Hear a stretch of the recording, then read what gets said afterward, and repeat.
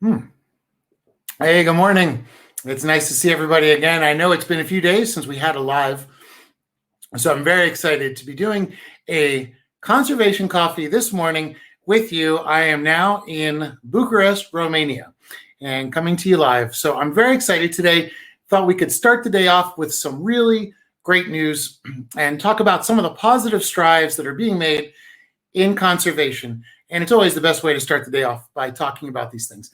Hopefully everybody has their mug. As you can see, I'm showing off mine. And if you do want one of these, you can go to my website, ericecrown.com, and grab one. All the money that comes in from it goes to help my work in the field. So let's see. All right, the video is now live. So here we go. Good morning, everybody. So today we're going to talk about an aspect of conservation that we don't ever really think much about, which is space debris. It's bad enough that we have so much debris on land and in the water, but we've actually also clogged up space, if you didn't even think that's possible. So today, we're going to talk about an amazingly ingenuitive way to combat space debris. But first, let's go ahead and start the show off. Remember, it's our world. Let's talk about it.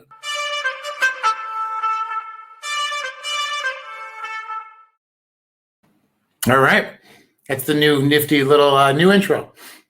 And tell me what you think about that. So today, let's go ahead and talk about what's happening out in space. Now, for me, it's a very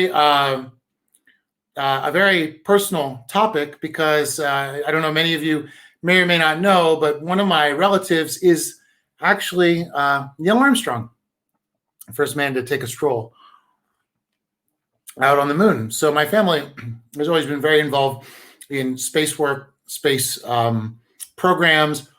On an unfortunate side note, the space shuttle Challenger blew up on my 13th birthday, January 28th, 1986, I believe. So let's see who we have here today. We have, somebody says, hi, good morning. Hey, Grand Rising. It's nice to see everybody on here. Good morning. Hey, Mitch, thanks for being on today. Let me know if you guys prefer coffee or tea.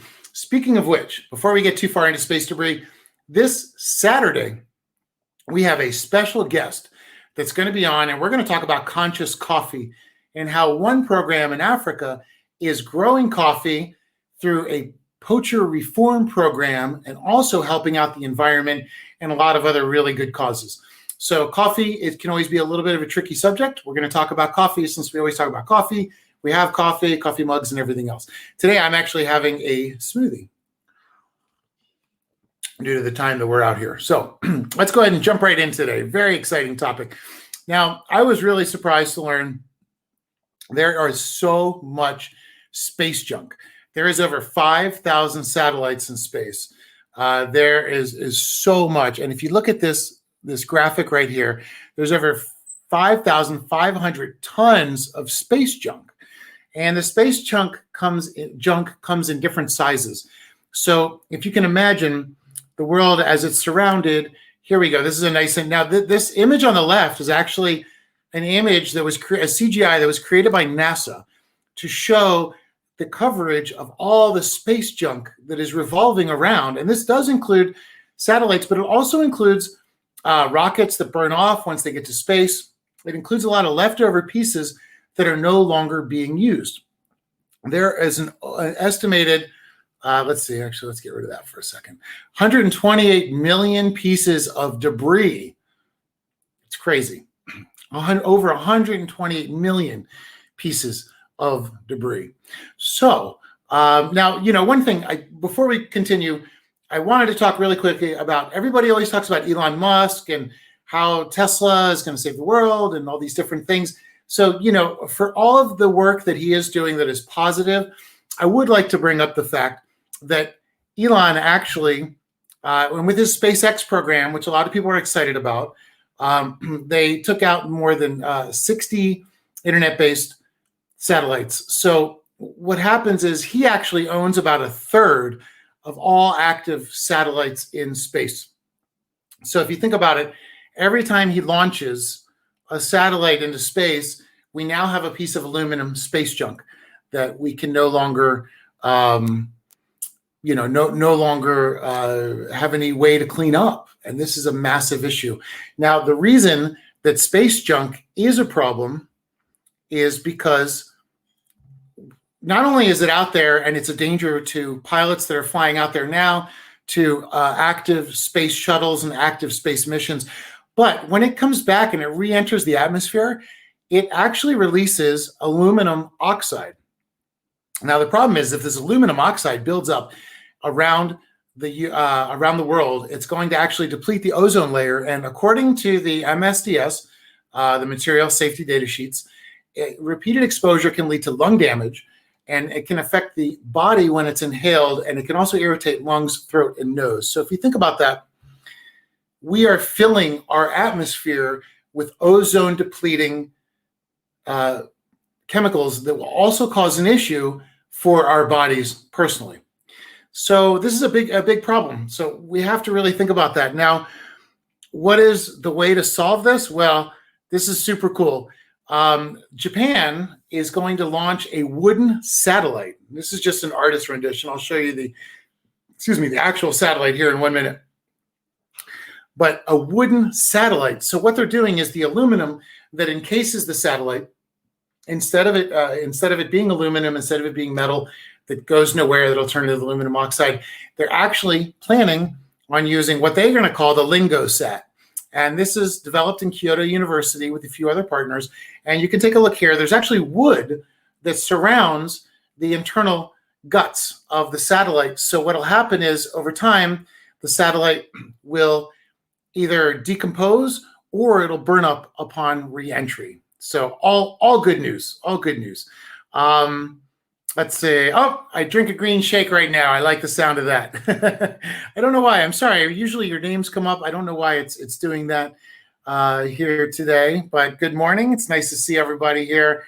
And I agree. So much trash left behind on the planet and in the universe. I just, it really shocked me when I was reading this, how much debris we have and how we have to kind of think about the fact that we always, everything we create, we never think about the after effect of where it's going to go. So this is a really important thing that they're doing with the wooden satellite. A wooden satellite is just the coolest thing I've ever heard of, by the way. It's really amazing. Let's see. If Elon is so brilliant, why can't he create something to help gather space junk before it returns to the atmosphere? I totally agree. And if there's anybody that can do it, it is Elon Musk. He's got a brilliant mind, but he's also focused on making money, not just fully focused on saving the world. But the trick is if we can find ways to combine those, then we can really have a positive future, because we need businesses, we need innovation, we need things to change, but we need to do things more in concert with nature itself, and always not just think about the immediate use of it, but the after use of it and the afterlife of it. So this is a major issue here. Hey, good morning, Corley. Thank you for joining us. And Mitch asked about sonic boom impacts. That's another whole aspect right there that creates a lot of issues, not only for animals, but for the way that the ozone is. And it also causes a lot of other depletion issues.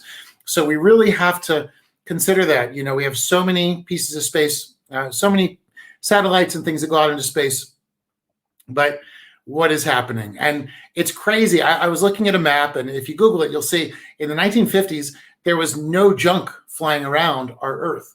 Now we actually have a layer of junk, over 128 million pieces ranging in size, but we have all that to contend with. So I just thought it was a very, very great, innovative way. And I really do hope that they can continue. And again, the Kyoto University design. Now, this is by 2023. They're planning on having this satellite up in the air, the LingoSat.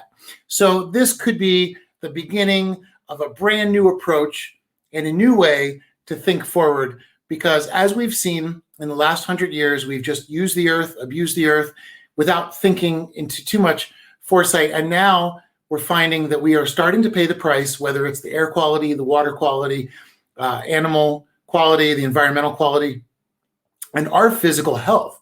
is also being part of taking the toll for business and profit. And if we just have to find a way to combine them. But I wanted to say good morning to everybody and thank you guys for joining. It's great to see everybody. I apologize. I've been a little absent as of recent, and I'm very excited. As you know, Harambe, the documentary, is going to be starting, and next week we're going to be really kicking into gear. I want to tell everybody about that more as well. But please join me. We're going to be doing coffees all the time because the idea is, you know, in the world of so much negativity and conservation, it's important that we have some positive stories to hold on to. So while you're having your coffee, your green juice, your tea this morning, think about the fact that we're going to have wooden satellites soon. Amazing. The world's an amazing place. It's good to see everybody. Let's keep talking about it, and I'll see you again soon.